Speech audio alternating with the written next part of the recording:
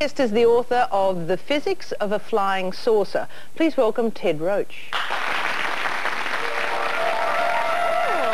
welcome, Ted. How are you? Welcome. Well, that was real beam me up Teddy stuff. It was, yes. Now, we were talking about the physics of flying saucers, getting flying saucers around. Now, what is your theory on how a flying saucer getting from galaxies away to Earth, how would the physics work? Well, we've got to understand that we come from a very primitive level in physics, and I've analysed the field that we're in, the gravitational field, as a time field caused by large number of little particles called gravitons, billions of gravitons radiating out from matter like light does. And when you analyse it as a time field, you then come to conclusions which are at a higher level than you do with Newtonian physics. So getting here from light years away isn't done by physical movement, it's done by time? That's right. You develop around the craft a time field very similar to the way light does when it comes from distant galaxies, and you can travel, you could go to the French Riviera for afternoon tea. Now we're getting close. We're getting very close here. If you understand the physics, you can then develop the craft. How do you know? Well, I've looked at the motion of the planets and analysed the planets using this physics, and it all fits in. It fits in with electric fields and magnetic fields, all as dimensional time fields. And there are a very large number of people who have now been calling me, doctors of science, who have called me saying that they are very, very interested in the physics. You believe in flying saucers? I do. When you look at the large number of galaxies there are in the universe, the Hubble Space Telescope analysed just a 5-cent area of the heavens, and they found 25 galaxies, each with around 100 to 200 billion stars in each one, and that's throughout the whole of the cosmos. Then the chances of there being life elsewhere is astronomically high.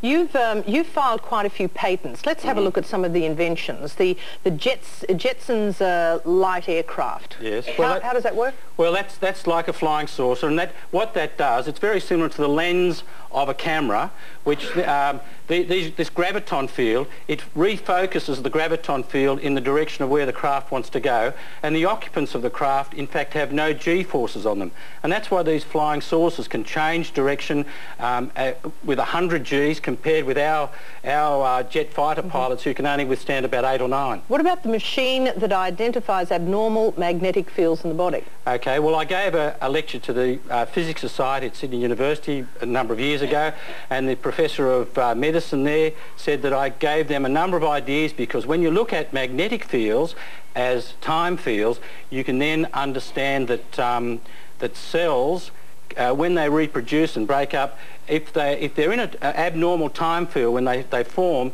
they then form cancers, and so we can look at cancers from that perspective as of time fields. What happened to your theories, your paperwork on flying saucers? Well, when I put my patents in, I put one provisional patent with 10 inventions into the patent office.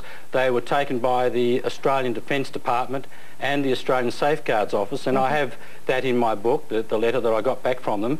And one of my daughters found this high-tech bug. I think I had it here somewhere. Here it is there. That's a 5-cent piece. There's the little... Let me just pick this up. So you're saying you gave all this information for patents, and the Defence Force confiscated it? Well, and bugged your house? That's a security bug that the CIA, the Americans, used, and the Australian security forces used. So do you think the Australian Army or intelligence is actually space travelling as we speak? No, but they are wanting to know. This is Star Wars physics. It's all Star Wars physics, and the Americans are spending trillions of dollars on Star Wars physics. The stealth bomber is part of it, and they're monitoring what everybody's doing, and I probably just happen to be one of those people. So you believe have aliens visited us?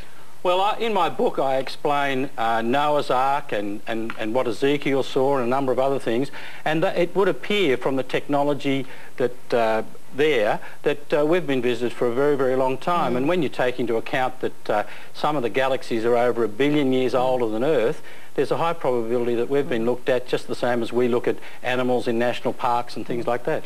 And when do you think I'd be able to get to Paris for afternoon tea? Well, it all depends. If we can get the finance, there's trillions of dollars worth of inventions that we can develop, and the motor car and highways and traffic jams and pollution will all become redundant. So we've got to get into this Star Wars technology on a commercial basis and let the military look after their thing, but we need to start doing it so that we can have our afternoon tea on the French Riviera. Sounding good to me. And if you'd like to know how you can do this and perhaps expand on your knowledge, it's called The Physics of a Flying Saucer. Fascinating to listen to your words. Thank you very much for joining us. Ted Roach, ladies and gentlemen.